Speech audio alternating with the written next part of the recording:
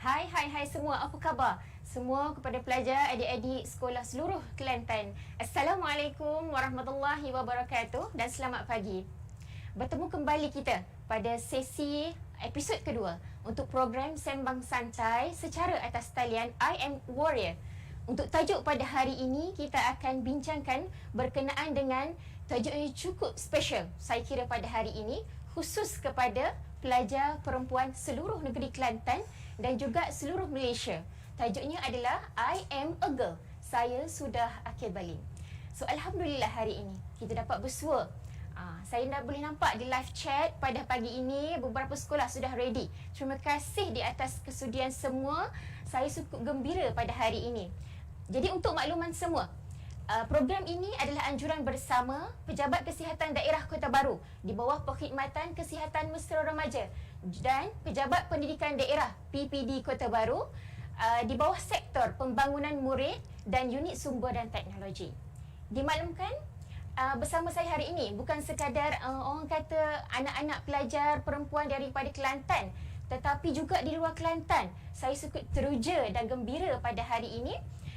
Bolehkah sekolah semua-semua daripada adik-adik pelajar, guru-guru say hi sikit di ruang live chat? Hai, saya sudah mendengar apa yang saya cakap pada hari ini. Boleh ke? Okey, sambil-sambil tu saya perkenalkan diri dulu. Saya Nur Syuhada Farhanis binti Hashim. Biasanya pelajar-pelajar lebih mesra memanggil saya sebagai Teacher Shu. Itu nama glamour saya lah, Teacher Shu. Sebagai pegawai psikologi kaunseling dari PKD Kota Baru, Pejabat Kesihatan Daerah Kota Baru, dan juga saya merupakan salah seorang kaunselor di klinik remaja, klinik mesra remaja, klinik kesihatan UTC bersama dengan Dr. Farah Najiah kita, yang mana Dr. Farah sebelum ni merupakan speaker kita pada episod pertama. Okey, untuk kali ini saya tak keseorangan. Daripada tadi lagi anda semua dah nampak speaker penceramah kita pada hari ini. Kami sedondon rupanya. Maknanya sehati sejiwa kan doktor? Betul-betul. Alhamdulillah. Jadi hari ini saya sebenarnya tak sabar-sabar nak memperkenalkan speaker pada hari ini yang mana merupakan seorang pakar, seorang specialist orang kata. Dalam perkataan yang zaman lonia orang kata specialist dah. Hari ini kita bersama dengan Dr. Rosnani Zakaria, pakar perubatan keluarga yang mana beliau merupakan pensyarah Universiti Sains Malaysia, kampus Kesihatan Kubang Krian Kelantan. Beliau merupakan pensyarah yang saya kenal cukup mesra dengan semua lapisan masyarakat. Cukup signifikan dengan bidang kerjaya beliau dan juga diri beliau. Boleh kata, saya nak kata kat sini, gapo-gapo isu kesihatan ni duk ujung-ujung doktor ya dok? Subhanallah. Masya Allah. Jadi ambillah peluang ni kepada adik-adik pelajar semua untuk hujani soalan-soalan di ruangan live chat kepada Dr. Rosnani. InsyaAllah, biarlah seolah kita tak menang tangan deh. Nak jawab soalan, insyaAllah pihak urus dia akan cuba sebaik mungkin untuk jawab semua soalan tu doktor. Okey, baik. Jadi kita nak minta doktor memperkenalkan diri dan cerita sedikit berkenaan pengenalan, berkenaan tajuk kita pada hari ini. Orang kata sikit teaser lah. Teaser berkenaan tajuk kita. Silakan doktor. Assalamualaikum warahmatullahi wabarakatuh dan selamat pagi pada semua. Terima kasih kepada pihak yang telah menjemput saya sebagai panel untuk berborak ataupun sembang santai. Macam kita kata Cikgu Shu tadi tu, melambung tinggi pujiannya ya. Tak adalah di hujung jari semua. Okay, apa yang kita dapat kita kongsi bersama. Okay.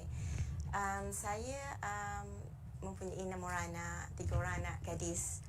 Jadi kita kata apa yang pengalaman yang kita lalui dulu, pengalaman anak-anak sekarang ni agak berlainan. Kita kata akil balik ni kita kata yang semua orang boleh katakan lalui ya. Dan dia merupakan satu, bagi saya lah, satu pengalaman, satu perubahan yang sangat sweet yang sangat manis ya.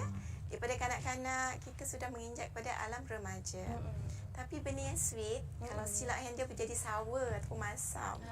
Okay, jadi kat sini hari ini kita akan berbincang mengenai apakah itu akhir balik, apa yang akan berlaku. Dan saya harap kita semua dapat jadikan benda ni satu perkongsian yang bermanfaat, bermanfaat untuk kita semua ya. Okey, Puan Shu. Okey, terima kasih doktor. Maksudnya orang kata apa, setiap orang melalui fasa. Saya juga tidak terlepas fasa remaja. Fasa yang kita boleh katakan fasa yang cukup sweet. Tapi kalau tersilap, sour juga kan Betul, doktor? sweet sour tu. Sweet sour, sedap juga. Tapi jadikanlah, ambillah ruang masa yang kita ada pada saat kita remaja ni untuk jadikan satu pengalaman yang cukup sweet dalam kehidupan kita. Lepas ni nak cerita kepada anak cucu kita tu sesuatu yang sangat sweet untuk zaman remaja deh. Okey, baik, sebelum kita pergi lebih lanjut berkenaan tajuk kita pada hari ini, jadi saya akan terangkan sedikit berkenaan dengan apa yang akan berlangsung sepanjang 1 jam kita bersama di atas talian pada hari ini. Okey, untuk makluman semua, saya nak minta perhatian kepada semua pelajar-pelajar, anak-anak pelajar perempuan semua. Kita akan memilih 3 orang pemenang bertuah. 3 orang pemenang bertuah yang akan menerima hadiah istimewa. Macam mana nak jadi pemenang bertuah ni? Dengan hanya tanya soalan. Tak perlu jawab. Tanya je soalan dan kita akan bagi hadiah istimewa. So, apa hadiah istimewa tu, doktor? Nak tengok tak? Saya ada beberapa hadiah istimewa. Saya tunjuk satu. Ini bukan CJ Wow Shop ya. Ini adalah salah satu hadiah istimewa yang kita akan berikan kepada 3 orang pemenang bertuah. Bukan kosong tau. Dalam ni ada banyak benda. Antaranya adalah, saya teaser sikit lah apa benda dalam tu. Okey. Jadi anak-anak remaja semua, jadinya perbincangan kita pada hari ini adalah berbentuk interaktif. Jadi boleh terus ajukan persoalan sepanjang sesi 1 jam kita pada hari ini. Macam mana nak ajukan soalan? Okey, ada 4 langkah untuk ajukan soalan. Pertama, nyatakan nama penuh anda. Kedua, nama sekolah. Ketiga, kelas dan tingkatan. Keempat, dan nyatakan soalan yang hendak ditanya. Dan insya-Allah sekiranya kita dapat scroll dan kita dapat tengok, kita akan terus jawab on the spot lah. Okey, kira jelas semua ya? Okey, dan selepas berslot pada hari ini, kita akan hantar hadiah istimewa ini kepada sekolah. Kira macam delivery terus kepada sekolah. Seterusnya, kita nak minta juga mana-mana soalan yang akan dilampirkan di ruangan FB page Klinik Mesra Remaja UTC, pihak urusi akan cuba jawab. Kalau ada 10 soalan, kita akan jawab juga 10 soalan tersebut lah. Dan kita nak minta yang terakhir kepada semua hadirin yang sedang live bersama saya dan Dr. Rosnani pada pagi ini, untuk kepada guru-guru, ibu bapa, kepada pelajar semua, untuk isi borang keberkesanan program melalui Google Form yang akan dilampirkan oleh urusi kita di link ruangan penerangan program bagi setiap episod kita pada hari ini. Okey, jadinya pertama kalinya saya nak ucapkan tahniah kepada anda semua kerana telah berjaya sampai ke saat ini. So, saat di mana kita berada dalam fasa remaja. Saya pun remaja juga kan. Remaja. Jadi kita sekarang adalah bergelar sebagai seorang gadis. Gegel lah kan. Gegel. Okay. Seterusnya kita masuk kepada perbincangan sebenar kita, iaitu I am a girl. Saya sudah akhir balik. Saya nampak Dato' Sunai tak sabar-sabar tu nak menerangkan kepada anda semua berkenaan dengan tajuk yang special pada hari ini. So, saya tanya-tanya, doktor. Bila kita tengok tajuk kan, I am a girl. Okey, lepas tu dia ada double dot dan nampak saya sudah akhir balik. So, menjadi satu tanya-tanya pada kita. Dalam aspek komponen kita dalam remaja ni, banyak komponen yang kita nak tengok. Dan mungkin ada berlaku komponen penting yang secara pesat berkembang dalam remaja sehingga kita boleh kata, saya sudah akhir balik. Jadi apa yang dikatakan dengan akhir balik ni, doktor? Silakan. Semua kita kata apakah itu akil balik ya? Pada seorang perempuan, pada seorang gadis, dia bermula apabila kita kata seorang gadis itu mengalami pendarahan. Bukan darah kat tangan. Bukan darah kat tangan. Apabila kita mengalami pendarahan di bahagian yang kita kata alat sulit. Jadi apabila kita mengalami pendarahan itu secara rasmi, kita kata kita sudah mengalami akil balik bagi seorang gadis. Okey. Terdapat beberapa perubahan sebelum kita mengalami pendarahan itu. Pertama, kita akan rasa macam kenapa ya badan kita sudah mula berbau. Okey. Kita menjadi semakin tinggi. Kain sudah, alamak, kain dah singkat, skirt dah singkat, kita meninggi.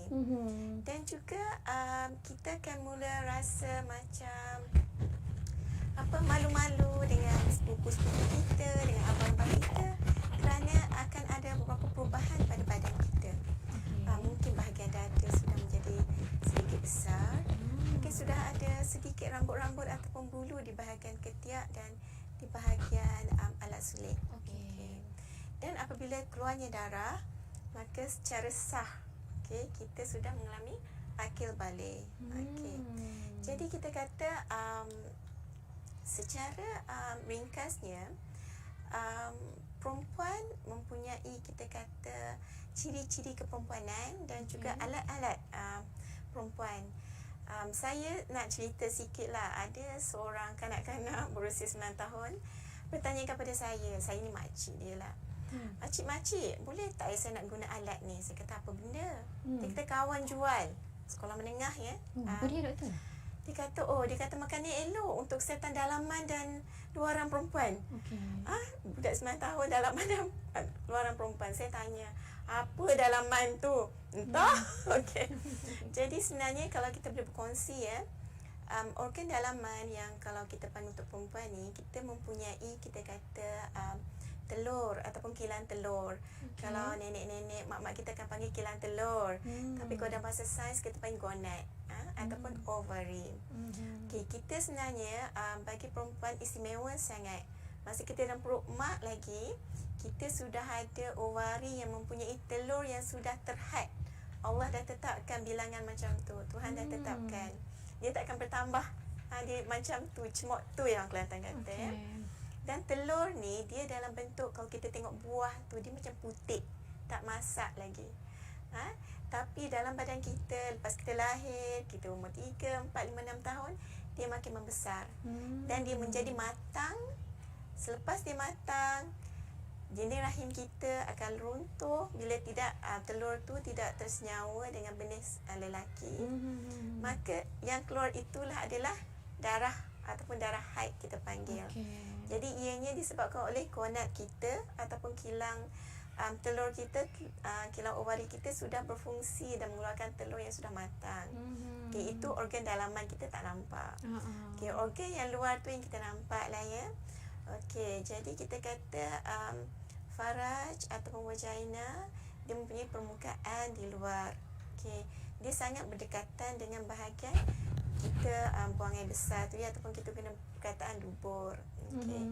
Jadi dia sangat dekat. Jadi kena jaga dengan bersih. Cuma dia jangan dibasuh dengan sabun kerana dia istimewa. Dia dah ada, dia punya, kita panggil persekitaran yang kita kata Tuhan dah buat sesuai, dah ada pH. pH tu apa, doktor? pH tu kita kata ginilah. Kalau kita makan benda masam, pH dia asid. Kalau kita makan benda yang agak pahit, pH dia alkali. Jadi kawasan wanita kita tu dia agak berasid. Tak payahlah nak cium-cium sangat tu ya, nak tahu masam ke tak. Tapi nak ceritanya, kita jangan basuh dengan sabun kat situ. Sebab sabun tu alkali. Jadi kita memang nak maintain kawasan tu macam tu. Basuh dengan air saja.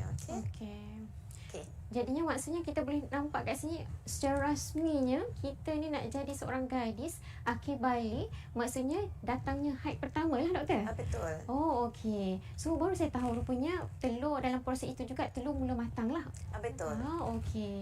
Jadinya rupanya kita tak perlu guna sabun untuk membersihkan area vagina kita. Betul. Biarkan dia berada dalam keadaan asid lah, doktor ya? Kita kata kita menggalakkan ya, sekurang-kurangnya mandi, kita kata pagi. Sebelum pergi ke sekolah tu sila mandi. Lepas tu lepas kita main, balik-balik nak tidur malam tu sebelum maghrib mandi lagi sekali. Sebenarnya kalau kita melakukan begitu, sebenarnya itu sudah cukup. Tetapi apabila kita datangi haid, kita perlu mandi dengan lebih kerap, ataupun kalau tak mandi pun basuh bahagian tu dengan lebih kerap. Okey. Dan saya sangat menggalakkan apabila kita kedatangan haid, apabila kita buang air kecil ataupun buang air besar, sila basuh dengan air juga. Okey. Mungkin setengah pada kita akan gunakan tisu ataupun benda lain, tapi saya nasihatkan untuk cuci dengan air Cuci juga, dengan air. kerana ini akan lebih sihat dan juga selamat untuk kebersihan di kawasan alat sulit. Okey. Bila pada saat remaja, ada tak doktor dari sudut yalah, orang kata apa, pada saat kita ni terkejut juga, okey, dah datang period kan, dah datang haid. Ada tak macam dari sudut tanda-tanda? Sebab bila saya ada berbincang jugalah dengan pelajar-pelajar, mereka kata kawan-kawan dia ada juga yang moody, ada yang mood swing, ada yang sensitif, ada yang tiba-tiba bagi tahu dia tu PMS. Saya kata, budak sekarang dah tahu. Jadi mungkin ada beberapa adik-adik yang mungkin pada usia orang kata apa, baru je nak menginjak 12 tahun, 11 tahun, mungkin tidak lagi familiar dengan PMS ni. Apa sebenarnya dikatakan PMS dan macam mana untuk kita atasi? Sebab bila kita dengar orang sebut PMS ni, dia sesuatu yang tak best. Okey. Jadi macam mana nak atasi dia, doktor? Sila. Okey, saya ingin menyambung sedikit tadi. Kita kata normalnya untuk seorang gadis ialah mengalami pendarahan apabila anda berusia sebelum 16 tahun. Okey. Sekiranya anda tidak lagi datangi haid walaupun sudah berusia 16 tahun, sila berjumpa dengan doktor untuk kita buat penyiasatan lanjut. Okey. Jadi apakah itu PMS? Okey, kau nampak kat slide ni, muka tak best semualah. Tak dengan best. jerawatnya, dengan sakit kepalanya, sakit perut, perut kembung, muka macam nak makan orang, abang tegur tak boleh, adik tegur tak boleh, mak suruh basuh pinggan tak nak, macam-macam. Okey. PMS ni kita kata, ataupun bahasa Melayu dia bahasa Inggeris dia premenstrual syndrome, adalah kita kata perubahan yang berlaku pada seorang wanita sebelum dia dah tinggi haid. Maksudnya 2-3 seminggu sebelum datang haid ataupun 2-3 hari sebelum datang haid, dia jadi macam bukan diri dia yang sebenar. Dia jadi mudah sensitif, cepat letih, marah, keluar jerawat ni. Ini adalah sebabkan oleh perubahan hormon. Hormon bagi seorang wanita, 2 hormon yang penting, iaitu yang kita panggil progesteron ataupun estrogen. Tak ingat pun tak apa. Tapi hormon ni dalam kita kata penyediaan badan, telur tu untuk keluar daripada kilang telurnya, rahim akan mula mengeluarkan akan mula menebal dan sebagainya. Perubahan hormon tu, yang tu jadi tinggi, yang tu jadi rendah, semua akan menyebabkan perubahan emosi pada diri seorang gadis, dan juga menyebabkan kulit jadi lebih berminyak, sebab tu mudah dapat jerawat. Cara untuk kita atasinya, kita kata satu, tenang. Okey, saya ada PMS sekarang ni, kenapa saya dapat, nak buat macam mana dah dapat. So be cool, orang kata cool. Okey, tenang, cuba zikir. Kalau siapa yang bukan Islam tu, just boleh buat relaksasi atau meditasi. Senyum, fikir positif. Okay, I'm going to have my period, ataupun saya nak my head dah. Kata dah. Jadi kita kata bertenang. Lepas tu benda ni tak bahaya. Okey, dan dia akan hilang dengan sendiri selalunya apabila haid sudah mula keluar. Okey, setengah orang suka menggunakan haruman ataupun bunga sebagai aromaterapi. Tak payah mahal-mahal. Kutip je bunga-bunga kat tepi rumah tu, kalau rumah jiran kan minta izin. Okey, letak dan kita cium. Benda tu akan menenangkan, Kita akan dengar juga ada setengah orang jual pure hormon. Ini untuk orang dewasa lah. Tapi sebenarnya benda tu dia berkaitan dengan wangian. Boleh nak ambil minyak atar mak ke ayah, tapi minta izin dulu, letak sikit, jangan banyak sangat, dia pengsan semua orang kat tepi kita. Kita perlukan guna, kita perlu rasa gembira, dan bila kita cium bau wangi, kita akan rasa gembira, dan benda ni akan menolong. Ataupun boleh bercakap dengan ahli keluarga kita pun, kawan, aku bad mood lah, nyampahnya, kenapa rasa macam ni, berbincang. Dan kita kata yang paling bagusnya, kita kata kita tenang, dan kita kata kita ada doa kan. Doa minta kita diberi ketenangan, dan benda ni cepat berakhir, dan kita dapat menanganinya dengan sabar. Okey, menarik doktor. Maksudnya bila saat kita nak sedang PMS tu berlaku ketidakseimbangan hormon. Betul, betul. Okey, masya-Allah. Begitu kompleks ya. Kompleks orang wanita ni. Orang lelaki Kompleks. tahulah ya. So orang lelaki kena sabar lah kan.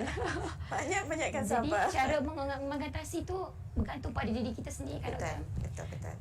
Kiranya lebih kepada positif, lebih Yes. kepada tenang. Kalau makin kita buat serabut, makin parah PMS kita. Serabutlah doktor. kita. Oh, okey. Jadinya itu fasa sebelum datang. Betul. Bagaimana pula dengan fasa semasa sedang haid, sedang period?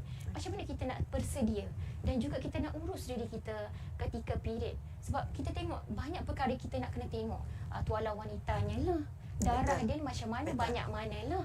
Jadi selama mana period tu datang, adakah dengan hanya 3 hari normal, 15 hari normal, jadi timbul persoalan-persoalan yang begitu banyak sehingga kan saya pun pernah mengalami dari sudut rasa macam tertekan, rasa macam banyak persoalan yang dirasakan perlu dijawab. Jadi saya lihat slot pada hari ini sangat membantu. Saya tengok di ruangan chat sekolah-sekolah yang orang kata apa?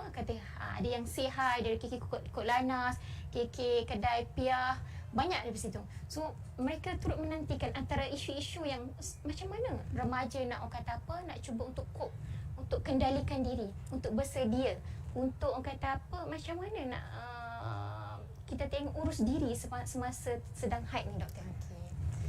Jadi tadi saya dah menyebutkan tentang umur akhir normal datang haid. Okey. Umur paling awal sebenarnya antara 9 tahun. Jadi kalau kita dah berusia 9 tahun tu dan dah ada perubahan yang saya sebut tadi ya, dah ada bulu, dah ada dada sedikit. Dan kadang-kadang tu kita rasa di bahagian seluar dalam kita tu macam basah. Ada macam cairan warna putih ataupun warna kuning ya. Itu adalah antara tanda-tanda awal yang kita akan didatangi haid juga ya. Okay, jadi kita boleh bersedia. Apa yang paling penting ialah tuala wanita. Okey. Kerana kita tahu darah yang keluar itu perlu dibendung. Okey, perlu ada sesuatu untuk menampungkannya. Okay, apakah tuala wanita yang ada ya? Kita ada tuala wanita guna semula. Ini yang saya guna masa zaman saya dulu-dulu. Ni dah dekat 50 tahun. Zaman dulu-dulu kita guna tuala wanita yang daripada kain. Kain sarung ataupun kain yang boleh menyerap ya. Yang bersih, yang dah lusuh kain sarung-sarungnya tu, kita akan gunting kecil-kecil. Boleh kita tengok kat sini ya. Okey, gambar tadi tu kita akan guna, kita akan lipat. Kita akan lipat dia menjadi bentuk segi empat. Dan kita letak di seluar. Okey. Kalau kita di rumah, kita boleh guna je kain ni. Walaupun kalau macam darah kita masa tu tengah banyak ataupun sedikit. Tapi sekiranya kita ingin ke sekolah, saya nasihatkan jikalau hari yang banyak sangat tu mungkin kurang sesuai kerana kita memerlukan sangat banyak tuala wanita bentuk kain ni. Tapi kalau kita di rumah ataupun darah kita sudah mulai sedikit, iaitu sebenarnya hari pertama dan kedua darah agak sikit, 3 dan 4 dia banyak, dan 2-3 hari sebelum akhir dia akan sedikit semula. So ini boleh digunakan. Jadi lipat banyak-banyak, letak dalam plastik, simpan elok-elok. Kena ada 2 plastik. Satu untuk kain yang belum diguna, yang bersih. Satu untuk yang dah diguna, untuk kita basuh balik nanti ya. Okey, jadi ada juga dulu yang guna tuala Good Morning. Famous tuala Good Morning ni dulu. Sekarang ni saya tak tahu anak-anak mungkin tidak pernah dengar, tapi di Shopee ada, di kedai runcit pun ada ya. Kain ni pun bagus. Kita boleh potong dia, boleh lipat. Okey, seperti gambar di sini. Kelebihan tuala wanita ni boleh guna semula. Kita boleh basuh, cuci, boleh keringkan, jemur, and then kita guna semula. Dan dia juga elok untuk alam sekitar kerana tuala wanita yang pakai buang tu dia ada plastik lambat untuk kita kata bioorganisme neutralize, kita kata untuk jadikan dia benda yang tidak bahaya semula. Bukan benda tu bahaya tak, tapi plastik tu. Okey, plastik tu alam sekitar perlu jadikan benda tu yang boleh dihancurkan dan diambil masa. Okay, jadi itu antara kelebihan tuala wanita pakai semula. Dan kekurangannya seperti saya cakap tadi lah, dia kena basuh, kena kena guna dengan hati-hati kerana dia mudah basah, dia cepat lembab. Okay.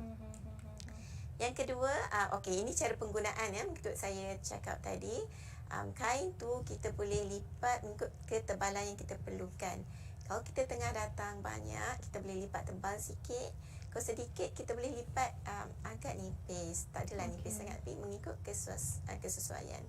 Bila kita rasa dah basah, sila tukar, jangan guna lagi. Kerana kalau dia dah basah, maksudnya darah tu dah ada di kawasan alat sulit kita dan dah ada bakteria yang kurang elok. Jadi sila tukar dengan yang lain. Kita boleh basuh terus, yang seloknya basuh terus dengan air dan sabun. Sabun mandi lah yang paling sesuai. Okay. Dan jika di sekolah, kita letakkan dalam plastik. Okay. Kita boleh basuh dulu sedikit, letak dalam plastik. Pastikan plastik tak bocor sebab kita tak nak nanti barangan sekolah yang kita semua basah. Okay. Lepas tu di rumah, basuh semula hingga bersih. Sampai bau darah tu hilang dan kesan darah kalau boleh hilang sebanyak mungkin. Jemur di tempat panas, jangan jemur dalam bilik macam tu, dia terperap, tak elok. Okay. Lepas tu simpan di tempat yang bersih dan kering. Jangan gunakan untuk buat lap benda lain. Untuk tuala wanita sahaja. Okay. Yang kedua, tuala pakai buang. Kita nampak tuala pakai buang ni macam-macam jenama, macam-macam kita kata iklan. Okey. Sebenarnya bau pun macam-macam. Sebenarnya sebenarnya kita kata tuala yang paling elok adalah mengikut kesesuaian kita. Bila darah tengah banyak, gunakan yang tebal. Kalau malam, gunakan yang malam yang panjang tu.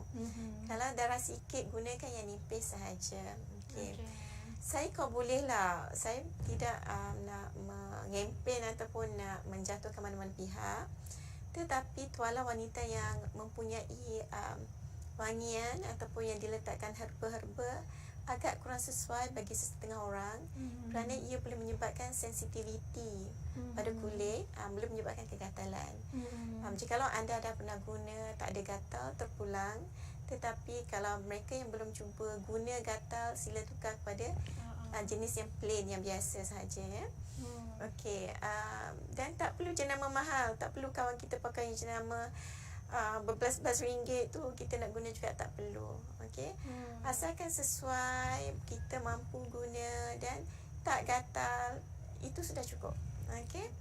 Dan sila buang di tempat yang sesuai. Jangan letakkan di dinding tandas, jangan letakkan dalam lubang tandas ataupun dalam bakul sampah di tepi kelas. You know, letakkan tempat yang sesuai. Soalnya di sekolah-sekolah kita ada letakkan dalam tandas ke ataupun di sengah-sengah tempat awam tu, dia tulis untuk tuala wanita, buang di situ. Dululah masa saya kecil sekolah asrama, kadang ada cerita tahyul-tahyul yang dia kata kalau buang nanti tu adalah setan pergi makan darah ke semua. Yang tu saya rasa lebih kepada kita kata nak bagi anak-anak gadis kita ni malu, tak nak letak benda tu merata-rata. Okey. Jadi saya tak tahulah ada lagi ke sekarang ni cerita-cerita tu, tapi kita nak benda tu sebab benda tu kan kotor. Jadi kita kena letak tempat yang sesuai. Jaga kebersihan. Betul, jaga kebersihan. Macam contoh doktor, macam biasanya orang tua katakan jangan duduk atas bantal. Jangan nyanyi masa nyanyi masa masak nyanyi masa mandi. Sebenarnya tu sebagai saranan untuk orang kata apa, kita masak ni tak hangit dah. Macam ni jugalah mungkin rumus tu yang dikatakan tu. Saya tak tahulah cuma kita tahu syaitan suka benda kotor, kita tak tahulah Eloknya kita kena jaga kebersihan. Betul. Buang di tempat je kan. Betul. Okey, antara satu lagi kebocoran. Alamak, bocor. Ini boleh jadi sesuatu yang memalukan kalau kena baju, sebab faham je lah budak lelaki umur macam ni, antara satu kegemaran mereka adalah mentertawakan budak wanita. Budak perempuan suka sangat diorang, okey, dan kita pun malu. Jadi antara benda kita boleh elakkan supaya kita tak terbocor macam ni, okey. Kalau boleh, kalau kita datang period tu pakai kain dalam. Petticoat. Pakai kain dalam yang tebal. Kau nak pakai dua pun tak sakit kat perut tu, pakailah, okey. Supaya kalau darah tu kena pun tak kena terus pada baju sekolah kita. Okay, lepas tu kita duduk atas kain, bukan atas baju. Maksudnya bila kita nak duduk tu, kita angkat baju kita duduk kat atas kain. Okey. Lepas tu pastikan ketebalan tuala pakai buang tu ataupun tuala yang guna semula tu yang sesuai. Kau tengah duk banyak tu pakai yang tebal, guna yang sesuai, jangan pakai yang nipis, jangan pakai panty liner yang nipis tu tak sesuai ya. Lepas tu pastikan seluar dalam kita tu kemas, tidak longgar, supaya tuala wanita tu tak bergerak. Maksudnya dia tutup semua bahagian yang sepatutnya supaya darah tu tak mengalir di celah-celah ataupun tepi ataupun di belakang punggung. Okey, so itu tips untuk elak bocor ya. Okey, ya Puan Cikgu Syu. Banyak informasi yang kita boleh dapat doktor pada soalan ini. Jadi kita boleh tengok antara saat masa untuk remaja perempuan datang period antara 9 ke 16 tahun. Ingat tu adik-adik, 9 ke 16 tahun. Dan sekiranya lebih dah capai 16 tahun dan ke atas tak datang lagi period, tak datang lagi haid, so kena datang jumpa doktor lah. So kita kata Miss V lah, Miss V ni, vagina kita ni sangat sensitif ya doktor. So kena jaga orang kata apa, biar sentiasa bersih. Betul. So kalau dah orang kata apa, kita rasa hari ketiga keempat tu darah dah banyak, jadi maksudnya kena standby 2-3 orang kata apa, tuala wanita ataupun kain untuk kita ganti masa dekat sekolah kan doktor? Betul. Okey.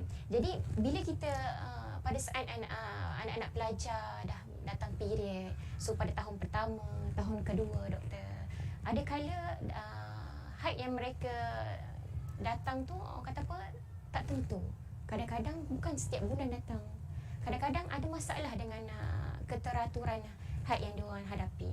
Jadi boleh ke doktor terangkan apa antara masalah yang biasa berlaku untuk anak-anak remaja pada tahun pertama diorang, orang kata pengalaman pertama, kali pertama experience tentang haid ni doktor. Silakan. Okey, terima kasih ya Cikgu Syu. Oh ya. Saya nampak di sini ada beberapa soalan ya. Kalau pakai seluar kemas ke? Okey, kalau kita pakai seluar underwear, seluar dalam tu, kemudian pakai seluar tak ada kain dalam, tak apa, tak ada masalah. Tapi jangan pakai seluar tu sahaja tanpa seluar dalam ya. Sangat tidak kemas ya. Okey. Jadi pastikan seluar dalam tu ada. Lepas tu nak pakai seluar ke, nak pakai kain dalam, tak ada masalah. Okey.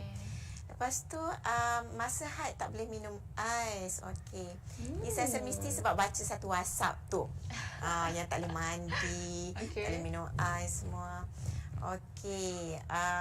Kalau minum air asid haid jadi lancar. Okey. Okey, macam yang saya sebut tadi ya. Kita kata kita ada kilang telur. Okey. Ada kilang telur kanan dan kiri. Okey, dan kilang telur ni, okey saya pergi balik pada ada slide tadi kita. Okey. Ada beberapa soalan di live chat ni doktor. Itulah. Antara Minum soalan air oren. Itulah. Okey. Air oren. Saya nak tunjuk balik. Okey. Kalau nampak yang gambar ni ya. Okey, kita ada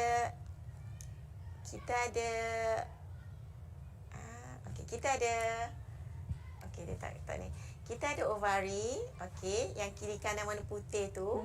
Kita ada rahim yang comel warna merah tu kan, dan kita ada faras atau vagina yang di bawah. Jadi kita kata apabila telur tu sudah masak, okey, dia akan dikeluarkan. Jikalau dalam masa sehari 24 jam tidak berjumpa dengan benih lelaki, telur tu akan mati. Macam fras lah. Okey. Tak jumpa dia punya kawan. Tapi bila berkahwin je kena ada kawan, sebelum kahwin jangan ada kawan. Okey. Jadi kita kata sebelum telur ni keluar, hormon yang dihasilkan oleh badan untuk bagi telur ni masak, okey. Hormon ni juga akan menyebabkan pangkal rahim tu, kalau kita nampak gambar kat sini, gambar 1 tu macam nampak tak ada apa sangat, gambar 2 tu kita nampak ada merah. Dinding rahim tu sudah mula menebal. Okey. Dan bila dinding ini menebal, bila kita kata telur tu keluar tak jumpa dengan dia punya benih, benih lelaki, dinding rahim tu akan runtuh selepas selepas 14 hari. Okey, jadi dah keluarlah pendarahan. Okey. Jadi kalau kita tengok kat sini, dia lebih pada hormon kat dalam. Kalau kita minum air oren, dia masuk perut je. Walaupun asid, jadi dia tak pergi patutnya kat rahim tu. Sebab dia perut kita kepada rahim kita, dia tak ada dinding ataupun tak ada jalan. Jadi air oren tu cuma masuk dalam perut kita, pergi ke sel darah itu sahaja. Jadi kita kata dia tak jadi lancar lah ya, minum asid ke. Cuma kadang pedih perut adalah kalau asid tu banyak. Okey. Okey. Begitu juga kita kata kalau kita minum air ais, dia cuma masuk ke perut saja. Lepas tu pergi ke darah. Jadi tak ada sebenarnya mengganggu kitaran haid kita. Cuma selalunya apabila kita kedatangan haid, hormon-hormon tu menunjukkan badan kita panas. Orang yang tak haid ni panas. Kadang dia tidur, kalau dia tidur dengan adik dia, dia tendang semua orang sebab dia panas. Okay? Jadi kita kata bila panas tu kadang dia nak minum ais, minumlah. Tapi kalau dia asma janganlah. Nanti batuk. Okay? Sebenarnya kalau ikutkan kajian tak ada kaitan lah. Ya? Tak boleh minum ais semasa kita period. Kalau ais swam tu ada juga, saya ada dengar jugalah. Kalau minum ais swam tu, tadi kata soalan ais, air urin, air yang berasid untuk lancar. So maksudnya tidak minum dulu. Oh, okey. Kira kita boleh nampak tiada kaitan lah deh kalau minum air urin, air asid, air ais. Sepatutnya kita kata benda tu masuk dalam perut, masuk saudara je, dia tak pergi kacau itu kat konsep rahim dia lah. ya. Kalau ais swam ada membantu tak doktor? Kita kata air swam ni sebab bila kita sakit perut, kalau siapa yang datang period tu dia sakit perut, bila kita minum air swam, perut tu jadi agak panas sikit. Dia rasa selesa sedikit. Swam-swam. Tapi kita kata dia tak adalah sebenarnya pergi terus ke rahim tu. Cuma lebih kepada perut kita tu rasa selesa sikit. Dia duduk sebelah. Dia duduk di atas. Di atas. Yang paling eloknya kalau kita sakit perut tu kita letakkan, setengah orang dia bertungku.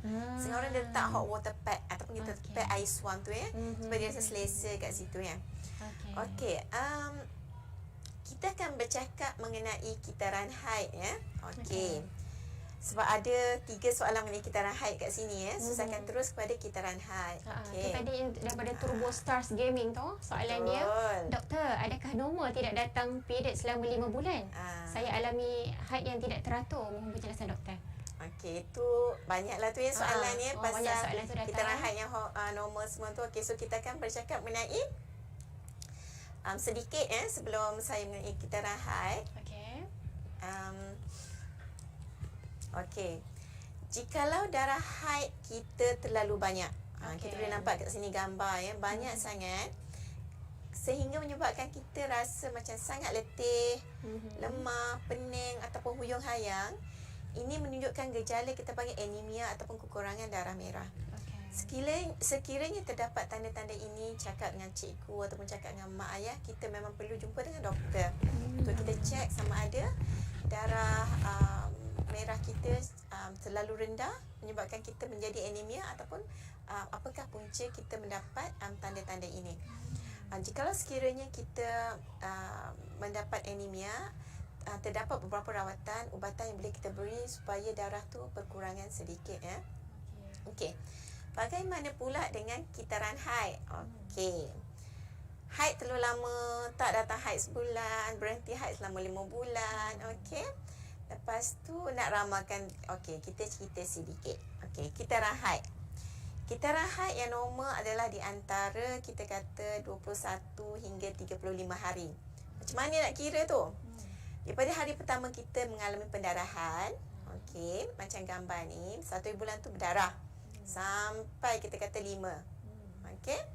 Lepas tu kita berhenti selama kita kata 15 hari. Jadi kita kata kita berhenti 17 hari lah kata 17 hari kita berhenti, kita datang period 5 hari, 17 campur 5 tu jadi 22 hari. Jadi kitaran haid kita dah 22 hari. 5 hari berdarah, 17 hari kita berhenti sebelum datang period yang seterusnya. So kita kata itulah kitaran haid. Jadi kitaran haid yang macam doktor cakap tadi yang normal adalah 21 hingga 35 hari. Lebih daripada itu kita kata perlu disiasat, kurang daripada itu pun perlu disiasat. Kenapa? Okey. Jadi kebiasaannya kita akan mulai pendarahan 5 hingga 8 hari, berhenti 15 hingga 20 hari. Okey. Dan tidak mengapa sekiranya kita berdarah 3 hari saja ataupun setengah orang tu dah dia sikit-sikit sampai 15 hari. Tak apa lagi. Dan dia berhenti 15 hingga 20 hari. Tak apa lagi. Sebab kita kata 15 sampai 20 tu 35 hari maksimum. Okey. Tetapi jikalau kita berdarah lebih dari 15 hari, okey, sila jumpa doktor kerana mungkin kita mengalami masalah pendarahan ataupun mungkin juga dalam 3-4 tahun pertama kita mengalami pendarahan, mula datang haid tu haid kita kelang kabut. Huru hara. Macam kita pernah dengar nenek kita kata pokok ni berbelajar berbuah. So dia buah kejap, tak buah 2 tahun. Kita baru belajar ya. Baru belajar. Jadi kadang dia boleh jadi sedikit tidak teratur. Okey. Jadi kita kata okey. Jadi kita kata sekiranya kita datang period sekali, lepas tu kita tak datang dah 3 bulan. Tapi kita tak ada sakit perut, kita tak ada letih, lemah semua tu, bertenang. InsyaAllah darah kita akan keluar semula. Selagi kita kata tak cukup 6 bulan, it's okay. Jangan risau. Kecuali kita ada sebab untuk risau. Contohnya kita rasa kita mungkin mengandung. Kalau kita rasa kita mungkin mengandung, period kita lambat, kalau seeloknya bercakap dengan ahli keluarga yang kita percayai, pergi cek dengan doktor betul ke tak kita mengandung. Kalau rasa tak boleh bercakap dengan ahli keluarga, cakaplah dengan cikgu kat sekolah. Dan para cikgu, kalau ada anak murid datang berjumpa mengutarakan persoalan ini, bertenang, kita tolong, kita bawa pergi jumpa doktor, kita cek dulu. Okey. Boleh terkejut tapi jangan marah-marah terus ya. Okey. Jikalau macam mana kita nak, kalau kita datang haid 2 kali sebulan, katakanlah ya, kita datang haid 1, 2, 3, 4, 5. Kita berhenti 17 hari. Baru 25 hari bulan. So kita datang balik 26 hari bulan tu, kita kata haid kita tu berhenti 15 hari sebelum yang seterusnya, tak apa. Boleh jadi normal. Faham ke? Maksudnya kita datang period, okey, berapa hari, lepas tu dia ada jarak 15 hari datang balik, okey, boleh jadi normal. Ada setengah orang macam ni. Tapi kalau berterusan, kalau banyak mungkin dia jadi penat. Mungkin kita kena bagi ubat sikit. Kita tengok keperluan tak sebenarnya kita bagi untuk kurangkan sedikit. Okey. Kenapa saya kalau minum ais mengalami senggugut? Kita kata sebenarnya macam saya kata tadilah, ais tu tak pergi ke rahim. Tapi mungkin bila kita minum ais tu, perut kita rasa sejuk. Dan bila perut kita rasa sejuk, kan kita punya sakit perut kalau kita senggugut tu, bolehlah kita rasa senggugut.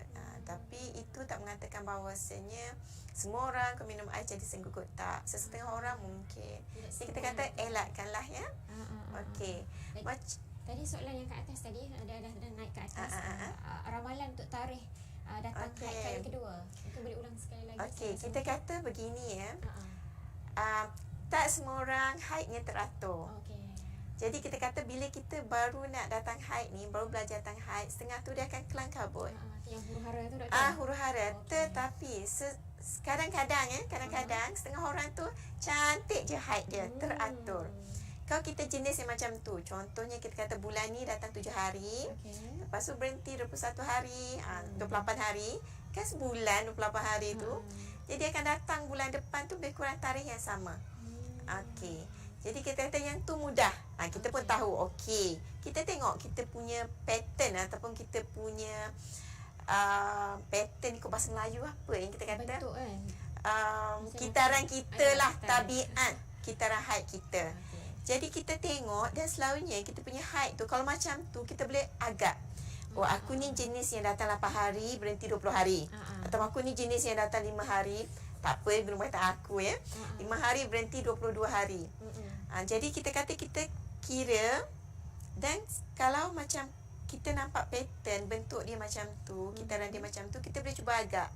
Haid yang seterusnya akan datang 2 ataupun 3 hari, kita kata sebelum tarikh yang kita kata kita agak tu. Contoh kita datang 1 hari bulan, kita kata bulan lepas kita datang 5 hari.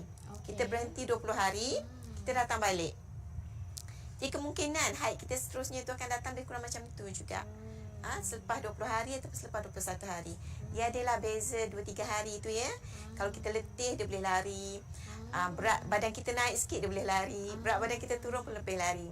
Adakah bila kita tak haid ni berat badan kita akan naik makin gemuk? Tu banyak soalan Berat tu, badan kita akan naik tapi bukannya gemuk sayang.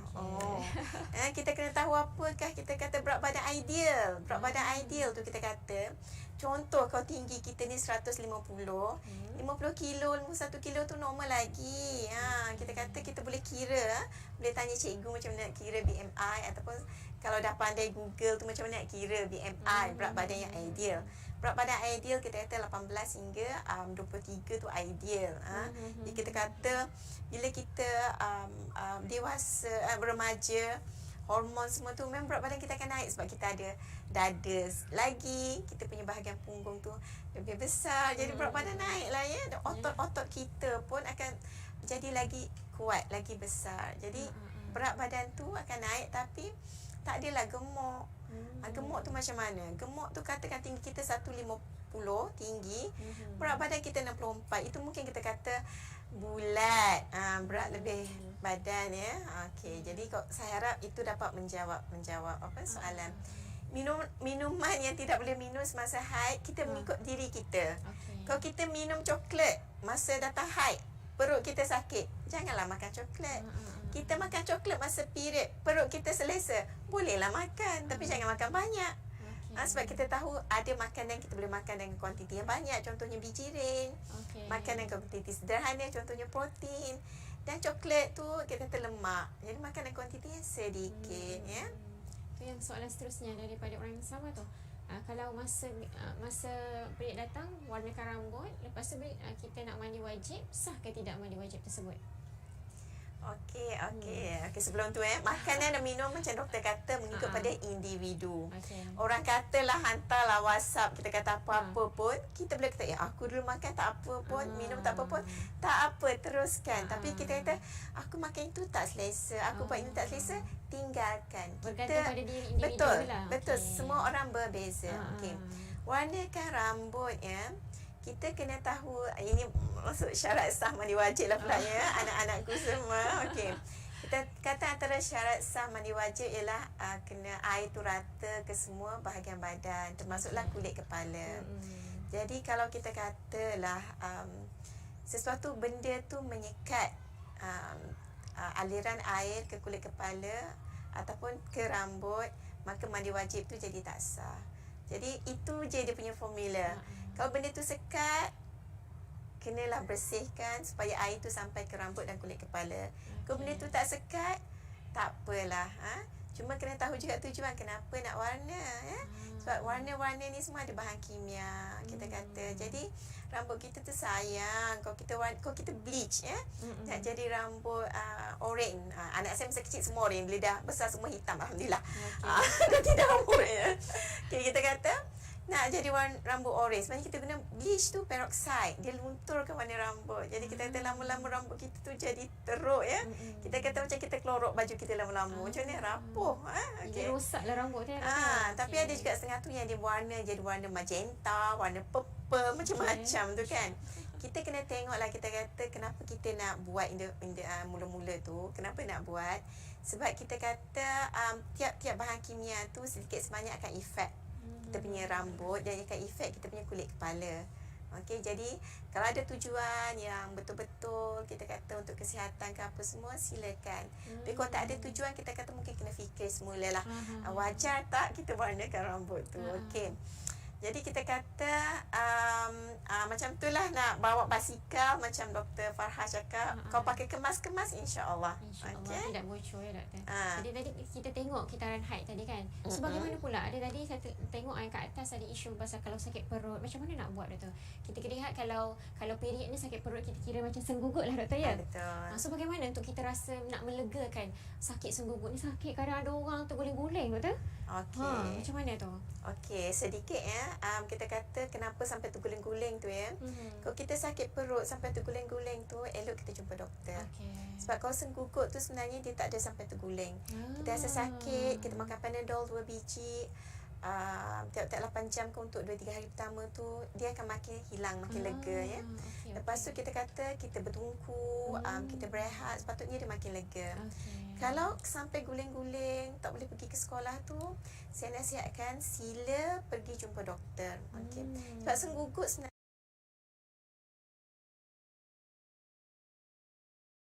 ialah benda yang agak biasa. Kerana kita kata rahim kita tu kecut nak bagi darah keluar tu kadang dia kecut kuat sangat. Sampai kita rasa tak selesa.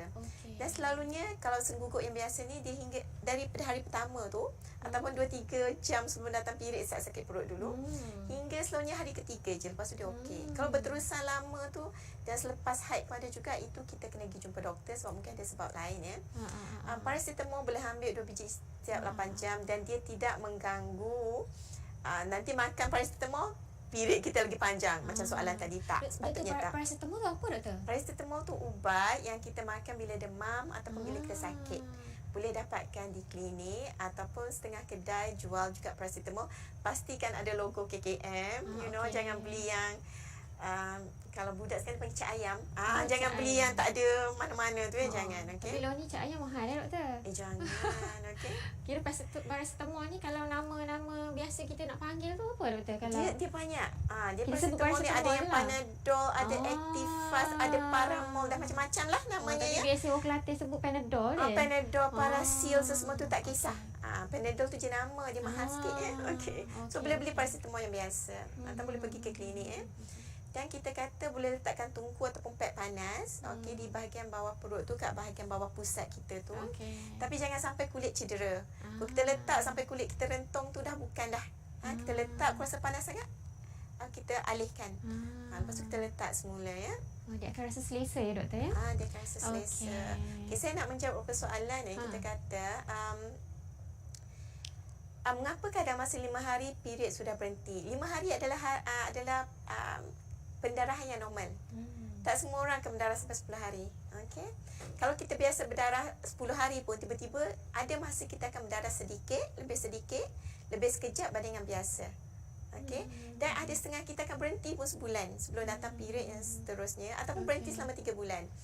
Dia sangat dipengaruhi oleh emosi. Dekat nak periksa PKP, risau COVID, duduk kat rumah bergaduh dengan adik, dengan mak ayah bergaduh, semua tu akan mengganggu kataran period kita ya. Okey, jadi bahagian alat sulit tu, di bahagian alat sulit mempunyai 3 bahagian. Apakah bahagian itu? Kalau bahagian dalam macam saya kata kilang telur, tapi kalau bahagian luar kita ada bahagian pembukaan faraj, kita panggil bahasa sainsnya labia minora. Kita ada juga bahagian atas bahagian keluar kencing kita panggil klitoris ataupun klentik. Dan kita ada yang merangkumi kita kata bahagian segitiga tu, daripada klentik sampai ke bawah tu kita panggil labia majora. Itu adalah bahagian luaran. Mungkin itu yang ditanya tadi ya. Sudah. Okey. Jadi kita kata saya harap sudah menjawab ya. Bagaimana nak elak sakit senggugut? Macam saya kata tadilah, kadang-kadang tu dia memang setengah orang tu rahim dia memang mengucut dengan kuat. Jadi kita kata memang dia akan datang senggugut. Cuma kita kata dia kena tenang, dia kena cuba lakukanlah ambil Panadol untuk mengurangkan rasa senggugut tu. Tapi nak elak tu kalau macam setengah orang tu rahim dia macam tu lah. Cuma katakanlah sakit sangat, dysmenorrhea, sakit yang yang sangat kuat, yang ni boleh jumpa dengan doktor. Kita akan bagi ubat. Saya tak nak bagi ubat dekat dalam FB Live ni sebab tak nak nanti adik-adik pergi beli sendiri. Pergi jumpa dengan doktor insya-Allah akan bagi ubat ya. Setakat kita highlight paracetamol kan? Kalau kita senggugut selama 5 hingga 9 hari, kalau haid kita tu 5 hingga 9 hari, dia jadi normal. Tapi kalau haid kita cuma kita kata 7 hari, tetapi masih rasa sakit selepas tu, jumpa doktor. Macam mana kita rasa pakai pad, kita nak lalu depan lelaki kita rasa malu, takut pad kita tu nampak kan. Kita cuba lalu belakang dia orang lah. Kita kata ataupun lalu ramai-ramai dengan kawan, jangan lalu seorang. 2-3 orang tu ya. Okey. Kalau kita nak mandi dalam kolam renang tu pun, kalau kita berdarah kurang sesuai lah. Sebab air tu dah bercampur Jadi itulah Dr. Farah dah jawab. Dr. Farhan. Okay. Jadi kita pergi kepada slide seterusnya kan doktor, dari sudut kalau dah sampai tahap kita dah balik kan doktor, kita boleh nampak perubahan-perubahan yang ketara, terutama perubahan fizikal. Perubahan fizikal tubuh badan. Apakah antara perubahan tubuh badan yang normal doktor yang berlaku? Okey, sebelum tu saya minta maaf, saya lupa nak cakap tadi maklum belakang, dah dekat 50 tahun, lupa kadang-kadang. Okey.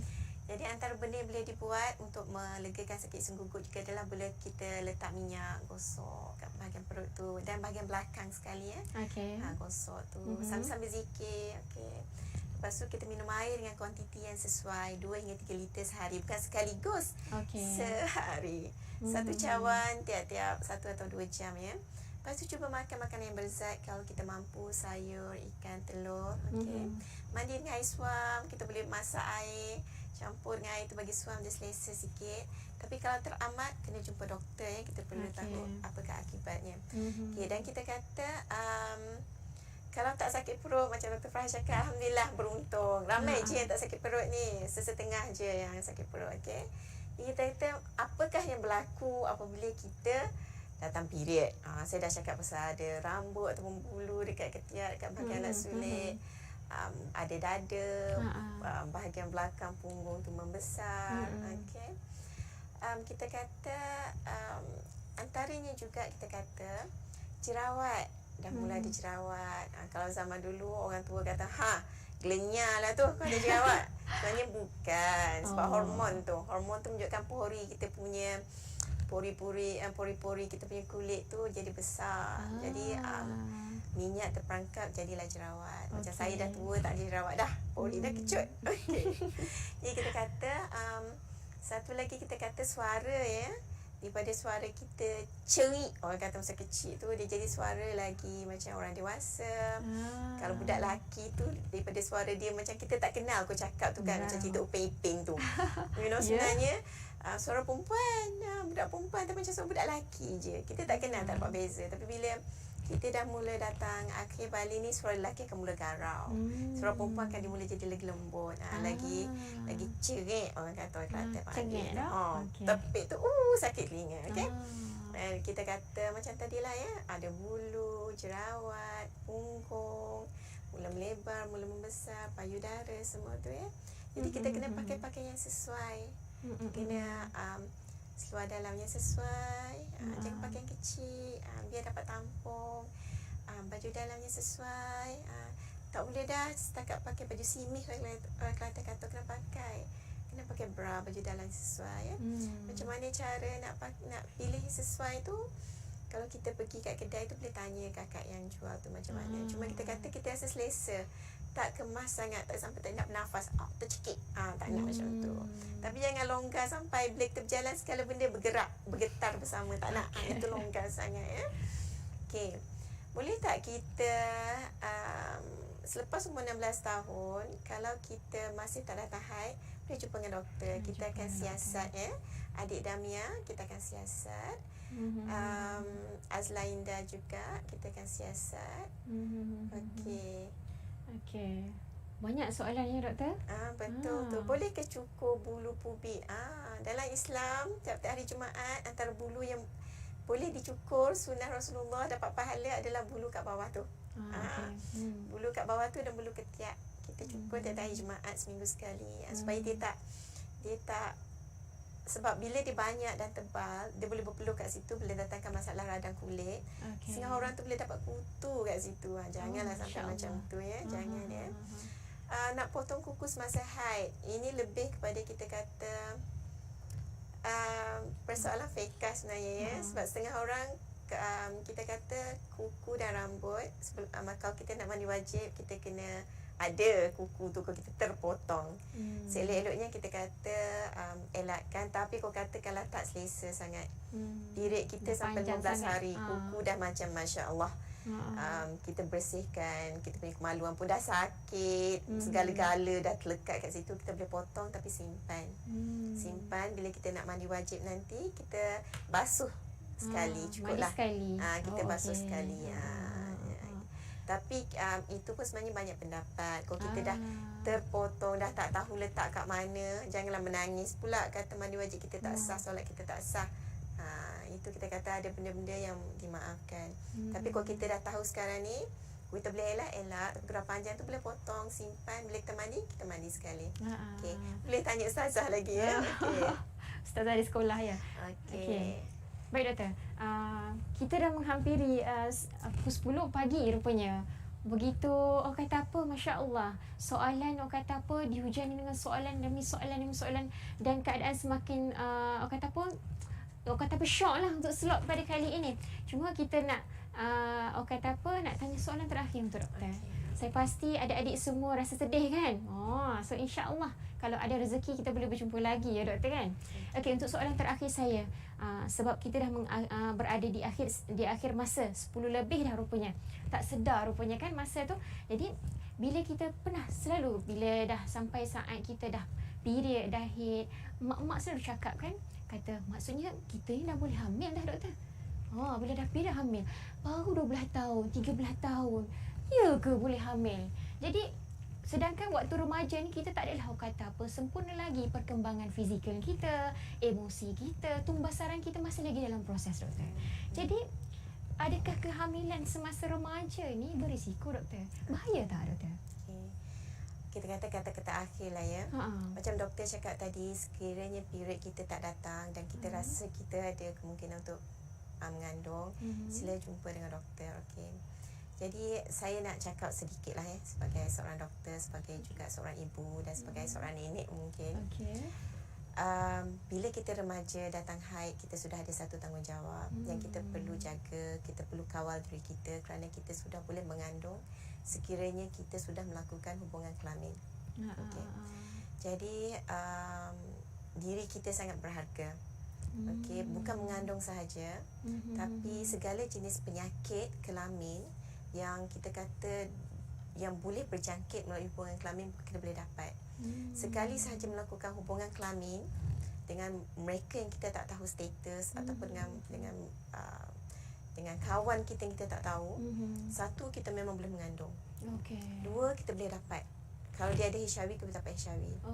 Boleh dapat hepatitis. Kita boleh dapat segala jenis penyakit kelamin yang boleh membahayakan diri kita. Melakukan hubungan kelamin adalah bukan satu mainan. Dalam pengalaman saya lah ya, sebagai doktor, kita jumpa dengan ramai, kita kata dengan ada anak-anak gadis yang dapat HIV, dapat penyakit kelamin yang teruk. Dan bila kita beritahu pada mereka yang mereka dapat penyakit ini, antara jawapan yang saya tak boleh lupa, kami cuma main doktor. Kami cuma nak rasa seronok. We just want to have fun. Melakukan hubungan kelamin adalah bukan satu sport, bukan satu sukan. Ia bukan sesuatu untuk dijadikan satu mainan. You know, kalau tak dapat penyakit pun mengandung. Bila kita mengandung, badan kita masih kurang sesuai untuk menampung kandungan itu. Banyak komplikasi, kita kata daripada segi fizikal, daripada segi emosi juga, terkejut, marah, takut, macam-macam yang rasa bersalah, rasa berdosa. Dan adik-adik sayangku, anak-anakku, seorang yang sangat sayangkan kita, dia tidak akan meminta diri kita. Jadi kita kata jaga. Okey. Boleh kata itu titipan mesra seorang ibu. Tengok doktor kita ada sentuhan keibuan dia pada hari ini di saat akhir. Rasa macam nak bersama lagi lama, sejam lagi doktor. Terima kasih. Saya nampak subhanallah terlalu banyak persoalan-persoalan dan saya dapat kat atas tadi kata kalau boleh dibuat lagi slot-slot yang sebegini yang seumpama ini khusus kepada pelajar-pelajar remaja perempuan. Ya, untuk esok pula untuk pelajar lelaki, khusus untuk pelajar lelaki. So hari ni hari kita. So apa-apa soalan boleh ajukan lagi. So insya-Allah urus dia kita akan cuba jawab. Minta maaf kepada adik-adik yang kita mungkin terlepas pandang. Yelah sebab dia scroll naik atas dah kan. Dah banyak tadi. Terima kasih doktor cuba untuk menjawab semaksimal mungkin.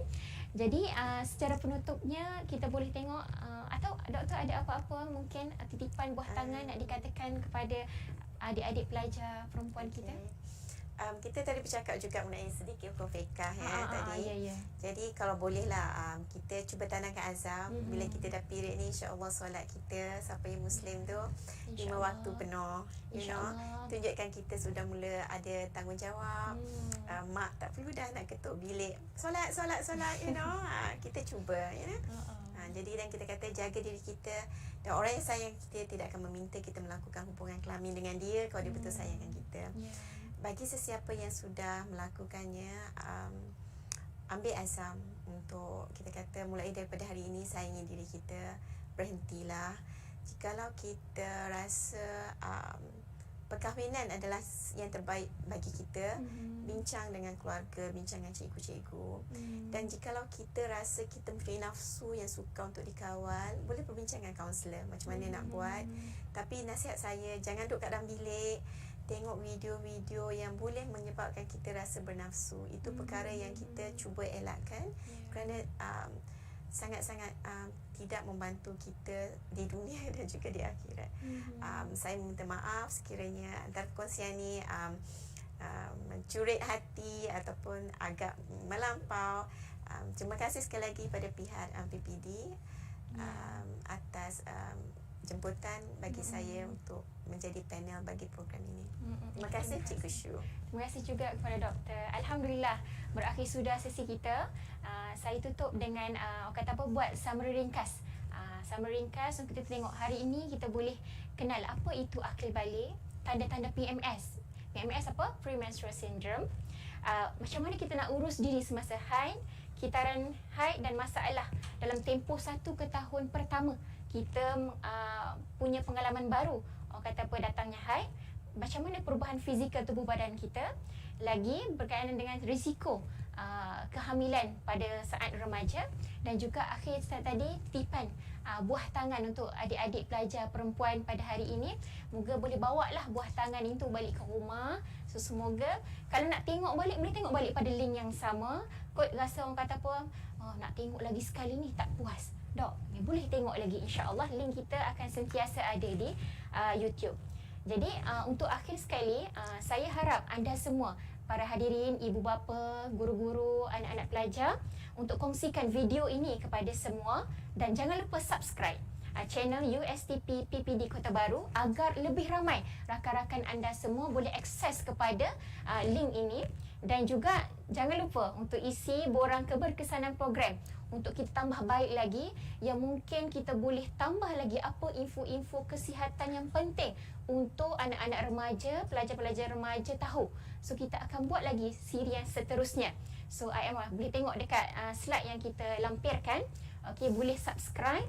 Dan juga minta kita harap adik-adik boleh follow page FB page Klinik Mesra Remaja UTC Kelantan. Untuk makluman, klinik kesihatan UTC berada di dalam bangunan UTC sebelah KB Mall. Senang je dia punya landmark dia. Cari KB Mall, sebelah dia UTC. So masuk dalam UTC tingkat 1, naik eskalator belah kanan, terus dah jumpa KK UTC. So datang jumpa. Untuk peringkat pertama ni, pergilah ke KK yang terdekat lah, klinik kesihatan terdekat. Kot ada yang rumah jauh kan, kita pergi klinik kesihatan terdekat. Dekat sana doktor dan kaunselor sentiasa menunggu kalian untuk apa-apa isu, untuk dapatkan konsultasi dan bantuan. Dan saya ucapkan tahniah dan terima kasih kepada anda semua atas kesudian stay tune daripada awal sampai sekarang. Orang kata sejam lebih. Terima kasih atas kesudian semua tu. Dan juga terima kasih kepada Dr. Rosnani atas kesudian perkongsian. Orang kata sangat banyak soalan yang dikemukakan. Kita rasa sangat gembira. So semoga ilmu ini boleh dimanfaatkan kepada kita semua dan seluruh anak-anak, adik-adik remaja di Kelantan dan juga luar Kelantan. Itu saja dari kami, dari studio USTP PPD Kota Baru. Itu saja. Wallahualam. Bye-bye. Assalamualaikum warahmatullahi wabarakatuh. Ui, panjang.